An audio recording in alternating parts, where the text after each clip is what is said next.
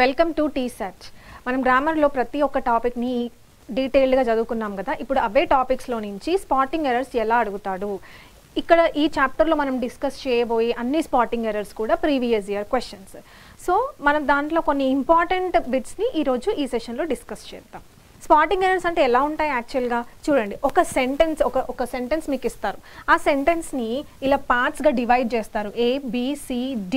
Okay, పార్ట్స్గా divide చేసి ఏ పార్ట్లో ఎర్రర్ ఉంది దాన్ని మనం స్పాట్ చేయాలి. అందుకే వీటి పేరు స్పాటింగ్ ఎర్రర్స్ అయ్యాయి. ఓకేనా. సపోజ్ ఫర్ ఎగ్జాంపుల్ ఏ అనే పార్ట్లో ఎర్రర్ ఉందనుకోండి, ఏ అనే ఆప్షన్ని టిక్ చేయాలి.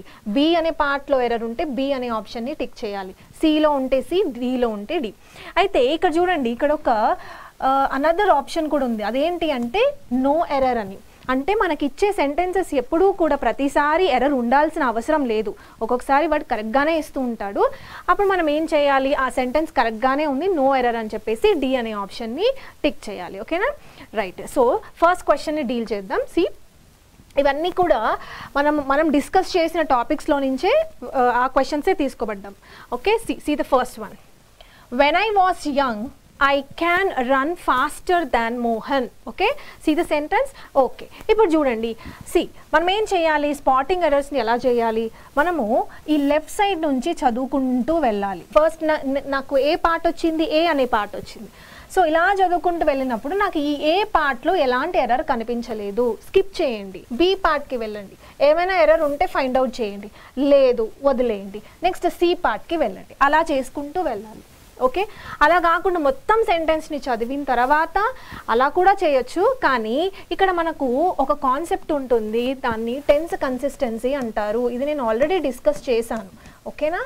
పేరులోనే ఉంది, ఏమంట, టెన్స్ కన్సిస్టెన్సీ. టెన్స్ ఎప్పుడూ కూడా కన్సిస్టెంట్గా ఉండాలంట. కన్సిస్టెంట్ అంటే ఏంటి, మనం ప్రిపరేషన్ ఎలా ఉండాలి, కన్సిస్టెంట్గా ఉండాలి అని అంటారు. అంటే ఏంటి, ఫస్ట్ డే 8 గంటలు చదివామనుకోండి, నెక్స్ట్ డే కూడా అదే మెయింటైన్ చేయాలి, 7 to 8 hours. లేకపోతే ఇంక్రీజ్ చేసినా పర్వాలేదు.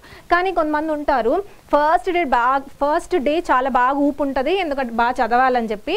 సో ఫస్ట్ డే 8 hours చదువుతారు, నెక్స్ట్ డే దాన్ని తగ్గించుకుంటూ 4, 3, ఇంకొక రోజు అయితే మొత్తానికి వదిలేస్తారు. సో దాన్ని ఇన్కన్సిస్టెంట్ అంటారు. కన్సిస్టెంట్ అంటే ఏంటి, ఒక పనిని ఒకే విధంగా అన్ని అవర్స్ ఆఫ్ డ్యూరేషన్ ఇస్తే దాన్ని ఏమంటారు, కన్సిస్టెంట్ అంటారు. ఎప్పుడూ చేసేది ఏంటి, కన్సిస్టెంట్, ఒకేలాగా చేయాలి, దాన్ని కన్సిస్టెంట్ అంటారు. సో ఇప్పుడు ఈ కాన్సెప్ట్కి వస్తే దాన్ని ఏమంటారు, టెన్స్ కన్సిస్టెన్సీ అని అంటాం. టెన్స్ ఎప్పుడు కూడా ఒకే కన్సిస్టెంట్లో ఉండాలి. అంటే ఏంటి, ఫర్ ఎగ్జాంపుల్ ఒక సెంటెన్స్ పాస్ట్లో మొదలైంది అనుకోండి. ఓకేనా, ఒక సెంటెన్స్ పాస్ట్లో మొదలైతే ఆ remaining part of the sentence కూడా పాస్ట్లోనే ఉండాలి. దాన్నే టెన్స్ కన్సిస్టెన్సీ అంటారు. సపోజ్ ఫర్ ఎగ్జాంపుల్ ఒక సెంటెన్స్ సింపుల్ ప్రెజెంట్లో మొదలైంది అనుకోండి. ఓకే, సో మిగతా పార్ట్ ఆఫ్ ద సెంటెన్స్ కూడా అదే టెన్స్లో ఉండాలి. ఓకే, ఇది ఎప్పుడు మనం అన్ని రూల్స్ని అప్లై చేసిన తర్వాత ఏ రూలు అప్లై అవ్వట్లేదు దీనికి అని అన్నప్పుడు లాస్ట్లో మనం చేయాల్సింది ఏంటి అంటే టెన్స్ కన్సిస్టెన్సీ. ఓకేనా, రైట్. సో టెన్స్ కన్సిస్టెన్సీ అర్థమైంది కదా. టెన్స్ కన్సిస్టెన్సీ అంటే ఏంటి, సెంటెన్స్ మొత్తం ఒకటే టెన్స్లో ఉండాలి. రైట్, ఇప్పుడు చూడండి, నేను ఇలాగే చదువుకుంటా వస్తా. ఫస్ట్ క్వశ్చన్ని మనం డీల్ చేస్తున్నాం. వెన్ ఐ వాజ్ యంగ్, ఈ సెంటెన్స్ చదవగానే మనకి ఏమనిపిస్తుంది, వాజ్ అన్న వర్డ్ యూస్ చేశాడు. వాజ్ అంటే ఏ వర్బ్ ఇది, పాస్ట్ అని అర్థమైంది మనకి. ఓకేనా. So when I was young, కానీ ఇక్కడికి వచ్చేసరికి ఏమైందో చూడండి, ఐ క్యాన్ రన్ అని ఉంది. క్యాన్ అనేది ఏంటి, ప్రెజెంట్ కదా. ఎస్, ప్రెజెంట్ మోడల్ వర్బ్ ఇది, అవునా. క్యాన్ యొక్క పాస్ట్ ఏమవుతుంది, కుడ్ అవుతుంది. అయితే చూడండి, ఇక్కడ సెంటెన్స్ మాత్రం పాస్ట్లో మొదలైంది, కానీ ఇక్కడికి వచ్చేసరికి ప్రెజెంట్ మోడల్ వర్బ్ యూస్ చేశాడు. సో మనం ఏం చేయాలి, టెన్స్ కన్సిస్టెన్సీని ఫాలో అవ్వాలి. అంటే ఏంటి, ఈ సెంటెన్స్ అంతా కూడా ఒకే టెన్స్లో ఉండాలి. సో పాస్ట్లో ఉంది కాబట్టి ఈ రెస్ట్ ఆఫ్ ద సెంటెన్స్ కూడా పాస్ట్లోనే ఉండాలి కాబట్టి, సో దీని ఆన్సర్ ఏమవుతుంది అంటే క్యాన్ కాదు, కుడ్ అని ఉండాలి. చూడండి, ఇప్పుడు చదవండి ఎలా ఉంటుందో. When I was young I could run faster than Mohan. అర్థమైంది కదా. So when I was young past టెన్స్లో ఉంది, సో ఇక్కడ కూడా పాస్టే ఉండాలి. దీన్నే టెన్స్ కన్సిస్టెన్సీ అని అంటారు. ఓకే, నెక్స్ట్ చూడండి. The assassin was convicted. Very very important word. Convicted అనే వర్డ్ చాలా ఇంపార్టెంట్. ఇది మన వొకాబ్యులరీలో కూడా మనం డీల్ చేస్తాము. కన్విక్టెడ్ అనే వర్డ్ చాలా ఇంపార్టెంట్. చాలాసార్లు సినోనిమ్స్, యాంటోనిమ్స్లో అడిగాడు. ఓకే, సో దాని మీనింగ్ ఏంటి అనేది మనము వొకాబ్యులరీ సెషన్లో డీల్ చేద్దాం. సరే, కన్విక్టెడ్ అంటే ఎవరైతే నేరం చేస్తారో వాళ్ళని జైలుకి పంపించే వాళ్ళని జైలుకి పంపిస్తాం. ఓకే, సో అలాంటి వాళ్ళని కన్విక్ట్ అయ్యారు అని చెప్తాం మనం. Okay right. అసాసిన్ అంటే ఎవరు ఇక్కడ మరి? అసాసిన్ అంటే ఎవరు? Who is an assassin? Assassin అంటే a political murderer. Okay, political murderer, not just a murderer. అంటే మామూలు మనుషులని చంపితే అసాసిన్ కాదు, ఎవరైనా పొలిటికల్ వ్యక్తులని, పొలిటికల్ లీడర్స్ని చంపితే వాళ్ళని ఏమంటారు? అసాసిన్. ఆ పర్సన్ ఏమంటారు? ఎవరైనా ఇప్పుడు ఏ అనే పర్సన్ వెళ్ళి రాజీవ్ గాంధీని చంపేశాడు అనుకోండి, ఆ రాజీవ్ గాంధీ ఎవరు? పొలిటికల్ లీడర్ కాబట్టి ఆ ఏ అనే పర్సన్ వెళ్ళి చంపాడు కాబట్టి ఆ ఏ అనే పర్సన్ ఏమంటారు? అసాసిన్ అని అంటారు. ఓకేనా? సో అతను ఏం చేస్తాము? జైలుకి పంపిస్తాం. So convicted. ఓకే, నౌ ఇప్పుడు సెంటెన్స్ చదువుదాం చూడండి. Assassin was convicted. Okay, was convicted and ordered. See sentence అంతా కూడా ఎలా మొదలైంది? వాస్ అంటే ఏంటి? పాస్ట్ టెన్స్లో మొదలైంది. మరి కన్విక్టెడ్ ఓకే పాస్ట్, ఆర్డర్డ్ ఇది కూడా పాస్టే. ఎస్, అయితే ఇక్కడ చూడండి టు బి హంగ్ అని ఉంది. హంగ్ అనే వర్డ్ కరెక్టేనా? ఓకే, హంగ్ అనే వర్డ్ కరెక్టేనా? మనము వర్బ్ చాప్టర్ చదివేటప్పుడు ఒక ఇంపార్టెంట్ కాన్సెప్ట్ చదివాం, అదేంటంటే కన్ఫ్యూజింగ్ వర్బ్స్ అనే ఒక కాన్సెప్ట్ని చదివాం. ఓకే, చూడండి అసలు అది ఏంటనేది ఒకసారి చూద్దాం. సి హియర్, ఈ స్లైడ్ మీకు గుర్తే ఉంటుంది. ఓకే చూడండి, హ్యాంగ్. సి రెండు కాన్సెప్ట్స్ ఇక్కడ. ఏంటది? ఫస్ట్ కాన్సెప్ట్ ఏంటి? ఒకరిని ఉరి తీయడం. నెక్స్ట్ కాన్సెప్ట్ ఏంటి? ఏదైనా హ్యాంగ్ చేయడం. ఓకే, క్లాత్స్ని హ్యాంగ్ చేయడమా లేదా ల్యాంప్ని హ్యాంగ్ చేయడమా? ఈ రెండు కాన్సెప్ట్స్కి ఎలాంటి వర్బ్స్ వస్తాయి? V1, V2, V3 ఏమై ఉంటాయి? చూడండి, ఫస్ట్ ఉరి తీయడానికి what is V1, V2 and V3? See hang. V1 is what? Hang, right? Then second concept ఏదైతే ఉందో, సెకండ్ కేస్ ఏదైతే ఉందో, మనం జస్ట్ ఏమైనా క్లాత్స్ని కానీ ల్యాంప్ని కానీ ఇలా జస్ట్ తగిలేస్తాం కదా, హుక్కి తగిలేస్తాం కదా, దాన్ని కూడా V1 హ్యాంగ్ అనే అంటాం. రెండు హ్యాంగే. ఓకే, అయితే V2 చూడండి, వాట్ ఈస్ V2? V2 వచ్చేసరికి హ్యాంగ్డ్, V3 వచ్చేసరికి హ్యాంగ్డ్. అంటే జస్ట్ ఈడి యాడ్ చేసేసాము. ఓకేనా? ఈడి యాడ్ చేస్తాం అంతే కదా. ఒక వర్బ్ని పాస్ట్ టెన్స్లోకి చేయాలి అని అంటే ఈడి యాడ్ చేస్తాం, సింపుల్. కానీ ఈ కేసులో ఏవైతే హుక్ షేప్ ఉందో, సి హుక్ ఎలా ఉంటుంది? ఇలాగే కదా ఉండేది, యూ షేప్లోనేగా ఉండేది. ఎస్, ఇది ఇంపార్టెంట్. ఈ సింబల్ ఎందుకు ఇంపార్టెంట్ అంటే ఇవి గుర్తుపెట్టుకోవడానికి. Hung V2 and V3 of this case of hang is called hung. ఇక్కడ కూడా యూ అనే ఉంది, చూసారా? ఈ యూ అనేది ఏంటి? హుక్ అని అర్థం, గుర్తుపెట్టుకోవాలి, హుక్. సో హుక్ కేసులో అంటే హ్యాంగ్ కేసులో మాత్రమే మనము హంగ్ అని ఉపయోగిస్తాము. ఉరి తీసే కేసులో ఏమి ఉపయోగిస్తాము? ఈడీ ఫార్మ్స్ ఉపయోగిస్తాం. అర్థమైంది కదా? ఇప్పుడు చూడండి, ఇప్పుడు ఈ కేసుకి వద్దాం, ఈ ఎగ్జాంపుల్కి వస్తాం. కానీ previous year questions, important questions చూడండి. The assassin was convicted and order to be hung. వాడిని ఏమైనా హుక్కి తగిలేస్తామా? కాదు కదా. ఇక్కడ హంగ్ కాదు తీసుకోవాల్సింది, మరి ఏం తీసుకోవాలి? హ్యాంగ్డ్ తీసుకోవాలి. ఏం తీసుకోవాలి? హ్యాంగ్డ్. ఓకే, ఇది ఏ కాన్సెప్ట్ అమ్మా? Confusing verbs. కన్ఫ్యూజింగ్ వర్బ్స్ అనే కాన్సెప్ట్.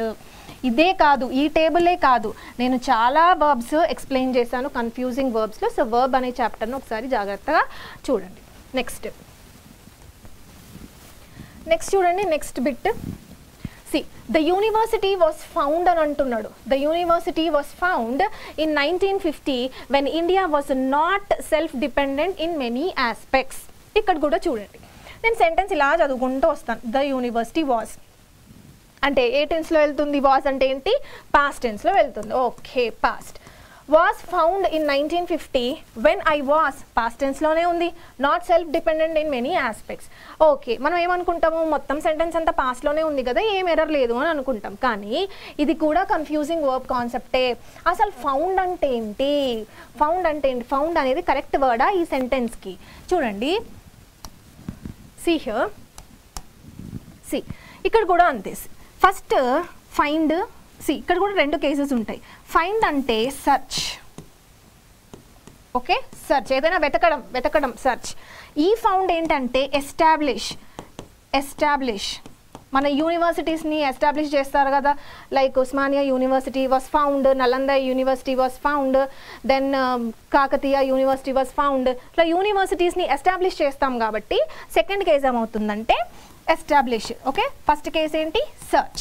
సెర్చ్ కేసులో ఫైండ్ అని ఉపయోగిస్తాము, ఎస్టాబ్లిష్ కేసులో ఫౌండ్ అని ఉపయోగిస్తాం. అదేంటి V1. ఓకే, దీనికి V2 ఏమవుతుంది ఫస్ట్ చూడండి. ఇక్కడ ఎలా కన్ఫ్యూజ్ అవుతారు జనరల్గా స్టూడెంట్స్ అంటే, ఇక్కడ ఫౌండ్ ఉంది, ఇక్కడ కూడా ఫౌండ్ ఉంది, ప్లస్ ఇక్కడ కూడా ఫౌండ్ ఉంది. ఓకేనా, అందుకు కన్ఫ్యూజ్ అవుతారు. ఫస్ట్ కేసు ఏంటి, సెర్చ్ కేసులో ఫైండ్ కదా, దీనికి V2 V3 ఏమవుతుందంటే ఫౌండ్ అవుతుంది. ఓకే, నెక్స్ట్ చూడండి V1. నెక్స్ట్ V1 వచ్చేసరికి ఫౌండ్. V1 ఏంటి, ఫౌండ్ అంటే ఏంటి ఇక్కడ ఎస్టాబ్లిష్. దీనికి V2 V3 ఏమవుతుంది, founded.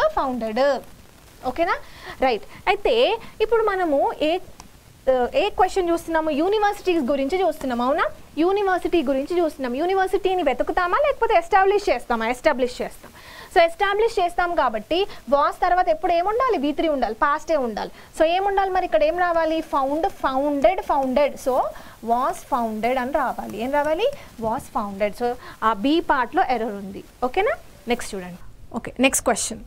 The government cannot be able to contain encephalitis by spending just 1% of GDP on health అని అన్నాడు. చూడండి, నేను క్వశ్చన్ సేమ్ ఇలాగ లెఫ్ట్ సైడ్ నుంచి చదువుకుంటూ వెళ్తాను. ద గవర్నమెంట్ కెన్ నాట్, ఈ పార్ట్లో ఏమైనా ఎర్రర్ ఉంటుందా, గవర్నమెంట్ కెన్ నాట్, దాంట్లో ఏం ఎర్రర్ లేదు. నెక్స్ట్ చూడండి, బీ ఏబుల్ టు కంటైన్ అని అన్నాడు.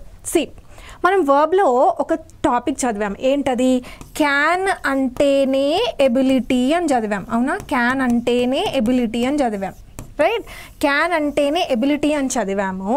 క్యాన్ అంటేనే ఎబిలిటీ కాబట్టి క్యాన్ని ఏబుల్ని రెండు ఒకేసారి యూజ్ చేయకూడదు అని చదివాం. అవునా, రైట్. కానీ ఇక్కడ చూడండి మనకి ఏమి ఇచ్చాడు, క్యాన్ ఉంది అండ్ దెన్ ఏబుల్ ఉంది, రెండు వర్డ్స్ ఉన్నాయి. సో ఏం చేయాలి, ఒకటి తీసేయాలి. దేన్ని తీసేయాలి, ఇక్కడ నుంచి మనం లెఫ్ట్ సైడ్ నుంచి చదువుకుంటూ వెళ్తున్నప్పుడు గవర్నమెంట్ కెనాట్ అని అన్నాడు. గవర్నమెంట్ కెనాట్, ఈ పార్ట్లో అసలు ఏమైనా ఎర్రర్ ఉందా, ఏమైనా ఉందా, ఏం లేదు.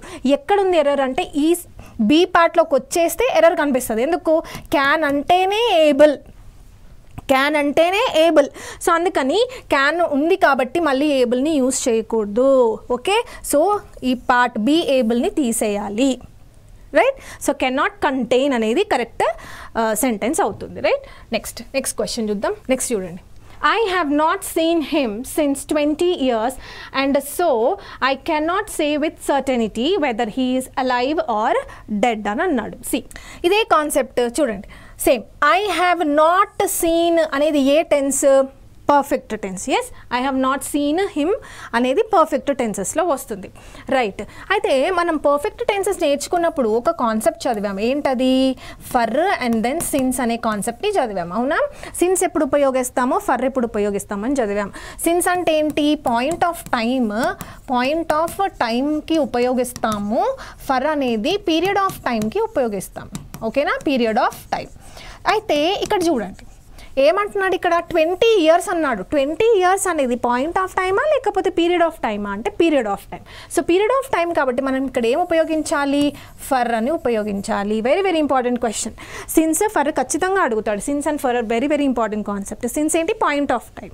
మార్నింగ్ అనుకున్నప్పుడు సిన్స్ ఉపయోగించాలి, సిన్స్ మార్నింగ్, ఎందుకంటే మార్నింగ్ అనేది పాయింట్ ఆఫ్ టైం అవుతుంది. సో ఫర్ అనేది ఏంటి, పీరియడ్ ఆఫ్ టైం. 20 years అనేది ఒక పీరియడ్ కాబట్టి ఫర్ అని ఉపయోగిస్తాం. నెక్స్ట్ చూడండి, although I am playing cricket for more than 3 years I have not been able to score a century. Okay, ఇవన్నీ టెన్సెస్కి సంబంధించింది. టెన్సెస్ ఎట్లా చేయాలి, టెన్సెస్ని కీవర్డ్స్ని మార్కర్స్ని గుర్తుపట్టాలి. ఇక్కడ కూడా అంతే. ఏముంది చూడండి, ఏ కాన్సెప్ట్ ఉంది ఇక్కడ, ఏ మార్కర్ ఉంది, ఫర్ అనే మార్కర్ ఉంది. మరి ఫర్ అనేది పాయింట్ ఆఫ్ టైమా పీరియడ్ ఆఫ్ టైమా, period of time. More than 3 years అనేది డ్యూరేషన్. ఎస్, పీరియడ్ కాబట్టి ఫర్ మోర్ దాన్ 3 years అని ఉపయోగించవచ్చు. అయితే ఈ ఫర్ అనేది టెన్స్ ఎలా ఉంది మరి, ఐఎమ్ ప్లేయింగ్ ప్రజెంట్ కంటిన్యూస్లో ఉంది. ఎలా, ఎప్పుడైనా అలా ఉంటుందా, ప్రజెంట్ కంటిన్యూస్ ప్లస్ ఫర్ అనేది మార్కర్ అయి ఉంటుందా, నో. సో మనం ఏం చేయాలి మరి, ఈ ఫర్ ఉంది కాబట్టి ఫర్ మోర్ దాన్ 3 years అనేది మార్కర్ కాబట్టి మనం టెన్స్ని చేంజ్ చేయాలి. సో టెన్స్ ఏముండాలి మరి ఇక్కడ, హ్యావ్. కాబట్టి ఐ హ్యావ్ బీన్ ప్లేయింగ్ అని రావాలి. ఓకేనా, I have been playing. Okay, I have been playing cricket అని ఉపయోగించాలి. అయితే ఇప్పుడు మీరు అడగచ్చు, ఇలా మనం లెఫ్ట్ సైడ్ నుంచి చదువుకుంటూ పోవాలి కదా, సో ఈ పార్ట్లో ఏం ఎర్రర్ ఉండదు. మరి ఇప్పుడు ఈ పార్ట్లో ఎర్రర్ ఉండదు అని అనుకుంటే మరి బీ పార్ట్ మొత్తం మొత్తం తీసేయాలి. అసలు ఫర్ మోర్ దాన్ 2-3 ఇయర్స్ అనేది ప్రజెంట్ కంటిన్యూస్కి అసలు ఉపయోగించము. అంటే నువ్వు మొత్తం బీ పార్ట్ని ఎలా ఎగరగొట్టేస్తావు? ఎస్, అంటే అన్ని వర్డ్స్లో ఎర్రర్ ఎక్కడ ఉండదు. వర్డ్ అని ఒక చిన్న వర్డ్లో ఎర్రర్ ఉంటుంది, రైట్? అన్ని వర్డ్స్ని మనం తీయకూడదు కాబట్టి ఏం చేయాలి? జస్ట్ టెన్స్ని చేంజ్ చేస్తే సరిపోతుంది. ఓకేనా? మనం చూసుకోవాలి ఫస్ట్ అసలు ఎర్రర్ ఏ పార్ట్లో ఉంటుంది. ఇవన్నీ కూడా బై ప్రాక్టీస్ ద్వారానే వస్తుంది. Okay, next question. I do not know where could he have gone so early in the morning. Okay, now ఇక్కడ చూడండి, వేర్ అనే వర్డ్ వచ్చింది. వేర్ అంటే ఏంటి? జనరల్గా ఏమనుకుంటాము, అరే ఇది క్వశ్చన్ కదా, వేర్ ఉంది కాబట్టి ఖచ్చితంగా ఇది క్వశ్చన్ అని అనుకుంటాం. ఓకే, సో క్వశ్చన్ జనరల్గా క్వశ్చన్స్ ఎలా ఉండాలి అంటే ఇంట్రాగేటివ్ సెంటెన్సెస్ ఎలా ఉండాలి? Helping verb plus subject plus main verb. అంటే జనరల్గా ఒక సెంటెన్స్ ఎలా ఉంటుంది? Subject plus helping verb plus main verb ఇలా కదా ఉండేది. ఎస్, ఒక నార్మల్ సెంటెన్స్, ఒక డిక్లరేటివ్ సెంటెన్స్, ఒక పాజిటివ్ సెంటెన్స్ ఇలా ఉంటుంది. కానీ ఇంట్రాగేటివ్ మనం ఏం చేస్తాం? ఈ హెల్పింగ్ వర్బ్ని తీసుకొచ్చి సబ్జెక్ట్ ముందు పెట్టాలి. ఓకే, ఆ ఫార్మాట్లో ఉంటుంది.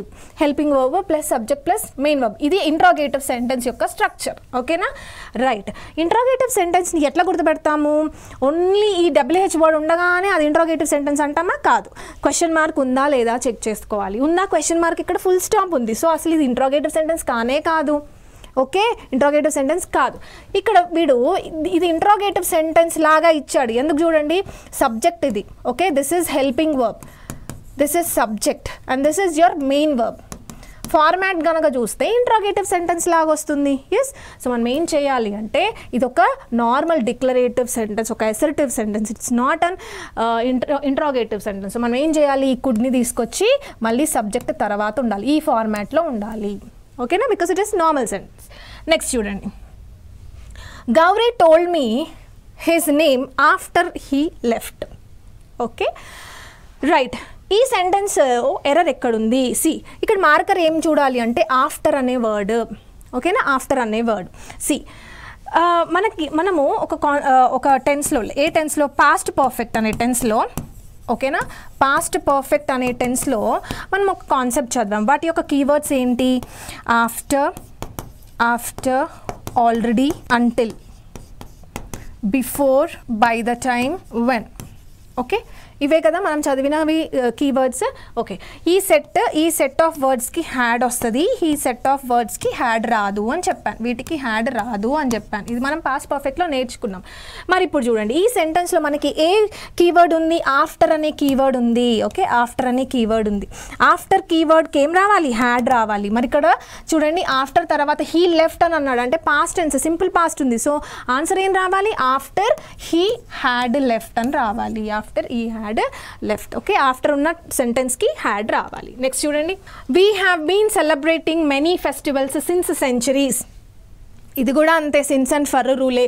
సెంచరీస్ అనే పదము ఏంటిది? పీరియడ్ ఆఫ్ టైమా point of time? It is period of time. So period of టైంకి ఏ సిన్స్ ఉపయోగించాలా, ఫర్ ఉపయోగించాలా? ఫర్ ఉపయోగించాలి. సో సిన్స్ తీసేసి ఫర్ పెట్టాలి. నెక్స్ట్ చూడండి, I have pass the examination 2 years ago. Tense deal చేసేటప్పుడు నేను ఒక విషయం చెప్పాను మీకు, అదేంటంటే పాస్ట్ మార్కర్ కనిపిస్తే సింపుల్ పాస్ట్ అని ఉపయోగించాలి. ఇక్కడ పాస్ట్ మార్కర్ ఎక్కడుంది? ఎగో అనేది past marker. Okay, yesterday, day before yesterday, ago, long ago, ఇవన్నీ కూడా ఏంటి? Past marker. So past marker కనిపించింది కాబట్టి సింపుల్గా అది సింపుల్ పాస్ట్లోనే ఉండాలి. ఇక్కడ ఏమని ఉంది మరి? హ్యావ్ పాస్ట్ ప్రెసెంట్ పర్ఫెక్ట్లో ఉంది. సో మనం ఏం చేయాలి? జస్ట్ సింపుల్ పాస్ట్లో ఉండాలి. So I passed the examination అని మాత్రమే ఉండాలి. The teacher has took the responsibility అని అన్నాడు. సి, మనము పర్ఫెక్ట్ టెన్సెస్ అంటే present perfect tense, okay, present perfect కానీ లేదా పాస్ట్ పర్ఫెక్ట్ కానీ. ఓకే, ఇప్పుడు చూడండి వీటి యొక్క స్ట్రక్చర్స్ ఏమేమి ఉంటాయి. ప్రజెంట్ అనగానే స్ట్రక్చర్ ఏంటి? హ్యాజ్ లేదా హ్యావ్. అవునా? ప్రజెంట్ అంటే ప్రజెంట్కి సంబంధించిన హెల్పింగ్ వర్బ్, పాస్ట్కి సంబంధించిన హెల్పింగ్ వర్బ్ ఏంటి? హ్యాడ్. పర్ఫెక్ట్ అనగానే ఏం రావాలి? V3, మెయిన్ వర్బ్ V3 ఉండాలి. Okay, ఇవేగా structures. ప్రజెంట్కి సంబంధించిన హెల్పింగ్ వర్బ్, పాస్ట్కి సంబంధించిన హెల్పింగ్ వర్బ్, పర్ఫెక్ట్కి సంబంధించిన మెయిన్ వర్బ్, ఇక్కడ కూడా పర్ఫెక్ట్కి సంబంధించిన మెయిన్ వర్బ్ ఉండాలి. మెయిన్ వర్బ్ ఎప్పుడు కూడా విత్. అంటే ఇక్కడ మనం ఒకటి బాక్స్లో మనం రాసుకోవాల్సింది ఏంటంటే ఎప్పుడూ కూడా హ్యాజ్, హ్యావ్, హ్యాడ్ తర్వాత ఎల్లప్పుడూ V3A వస్తుంది, ఇంకే ఏ మెయిన్ వర్బ్ రాదు. ఇది చాలా ఇంపార్టెంట్. ఓకేనా? హ్యాస్ హ్యావ్ హ్యాడ్ తర్వాత ఎప్పుడు కూడా ఏం రావాలి? V3A రావాలి. మరి ఇక్కడ ఏముంది చూడండి, హ్యాస్ ప్లస్ టుక్ అంటున్నా. టుక్ ఏంటి? V2. సో టుక్ కాదు, ఇదేం రావాలి? టేకన్.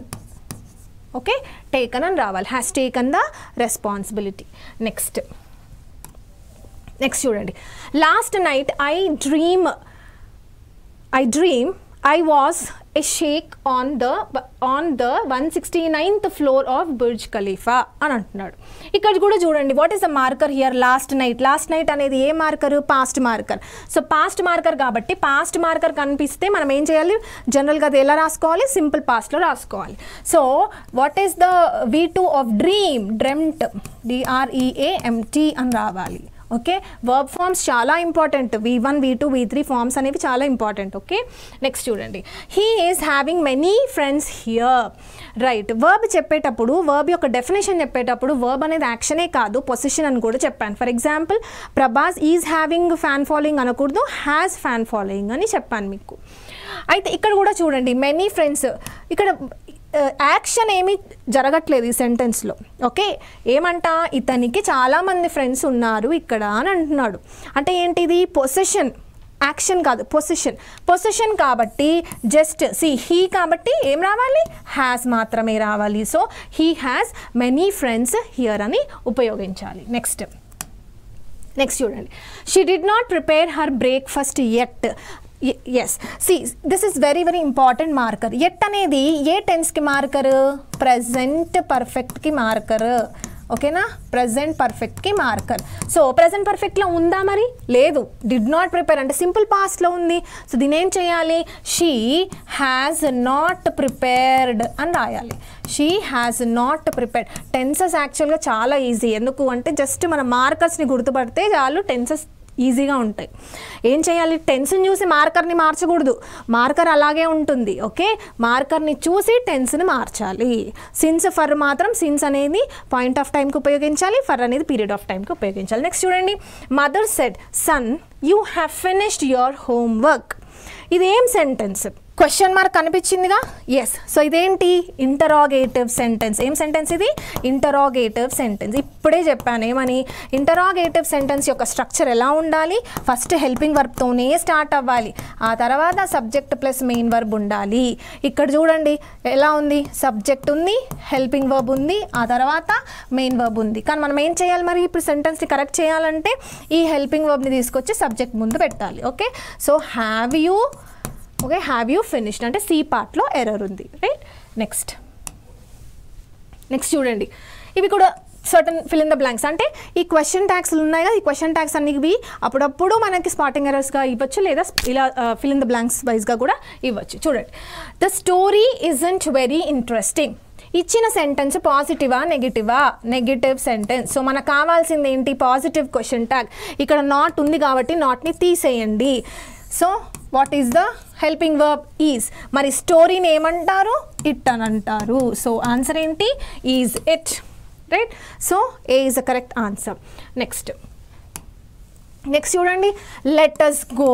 నేను మీకు చెప్పాను క్వశ్చన్ ట్యాగ్స్లో లెట్ us అని కనిపిస్తే సింపుల్గా షల్ వి అని ఉపయోగించాలి అని చెప్పాను. సో ఆన్సర్ ఏంటి? Shall we is a correct answer. Next, I am lazy. ఇచ్చింది పాజిటివ్ సెంటెన్స్, మనకు కావాల్సింది ఏంటి? నెగిటివ్. సో దీనికి ఏం చేయాలి? నాట్ అని యాడ్ చేయాలి. యామ్ ప్లస్ నాట్ ఏమంటారు? యామింటా? కాదు, ఏమనాలి? ఆరెంట్, ఆ తర్వాత I. So I is a correct answer. Next, I seldom come here. this is very important. ఇచ్చిన సెంటెన్స్ పాజిటివా నెగిటివా? Negative sentence. నాట్ లేకపోయినా ఈ సెంటెన్స్ నెగిటివ్. ఎందుకు నెగిటివ్? ఇది సెల్డమ్ అనే వర్డ్ ఉంది. సెల్డమ్ అంటే రేర్ అని, రేర్. ఓకే, రేర్లీ అంటే ఇది ఒక నెగిటివ్. సో మనకు కావాల్సింది ఏంటి? పాజిటివ్ క్వశ్చన్ ట్యాగ్ రావాలి. సో పాజిటివ్ కాబట్టి చూడండి, ఇచ్చిన ఆప్షన్స్ ఇలా ఇచ్చాడు కదా, కనీసం మనకి కామన్ సెన్స్ తెలిస్తే ఈ మూడింటిని మనం ఎలిమినేట్ చేయొచ్చు. ఆన్సర్ ఇదే అవుతుంది. ఓకే, అట్లా ఎలిమినేషన్ ద్వారా కూడా మనం ఆన్సర్ చేయొచ్చు. కానీ దీన్ని చూడండి, ఇప్పుడు చూడండి, మనకు కావాల్సింది ఏంటి హెల్పింగ్ వర్బ్ కదా, ఇక్కడ ఏముంది మెయిన్ వర్బ్ ఉంది అవునా. సో ఈ మెయిన్ వర్బ్లో నుంచి హెల్పింగ్ వర్బ్ బయటకు తీయాలంటే ఎలా తీస్తాము, స్ప్లిట్టింగ్ ప్రాసెస్ మీకు నేర్పించాను. సో కమ్ అన్నా డూ కమ్ అన్నా ఒక్కటే, ఒకవేళ కమ్స్ ఉంటే అప్పుడు డస్ కమ్ అయ్యేది. ఓకే, సో ఈ కమ్లో నుంచి మనం హెల్పింగ్ వర్బ్ బయటకు తీసాం. ఏ హెల్పింగ్ వర్బ్ తీసాం, డూ. ఓకే, ఇది పాజిటివా నెగిటివా, నెగిటివ్. ఎందుకు, సెల్డమ్ వల్ల. సో మనకు కావాల్సింది పాజిటివ్ కాబట్టి డూ, అండ్ సబ్జెక్ట్ ఏంటి I. So do I is the correct answer. Okay, so ఇవి spotting errors and some of the fill in the blanks గురించి. ఓకే, మళ్ళీ మనం నెక్స్ట్ సెషన్లో ఇంకా కొన్ని ఉన్నాయి స్పాటింగ్ ఎర్రర్స్, వాటిని డీల్ చేద్దాం. రైట్, ఈ సెషన్లో స్పాటింగ్ ఎర్రర్స్ ఇంపార్టెంట్ క్వశ్చన్స్ చూసాం కదా, యాజ్ వెల్ యాజ్ 2 to 3 మనం ఫిల్ ఇన్ ద బ్లాంక్స్ కూడా చూసాము. ఫిల్ ఇన్ ద బ్లాంక్స్కి సంబంధించి separate episodes based on prepositions, conjunctions and articles ఈ 3 చాప్టర్స్ నుంచి చేయబడింది. సో ఆ ఎపిసోడ్స్ కూడా మీరు చూడండి. దీంట్లో ఈ సెషన్లో మాత్రం ఇంపార్టెంట్ ప్రీవియస్ స్పాటింగ్ ఎర్రర్స్ని మనం డీటెయిల్గా చూసాం.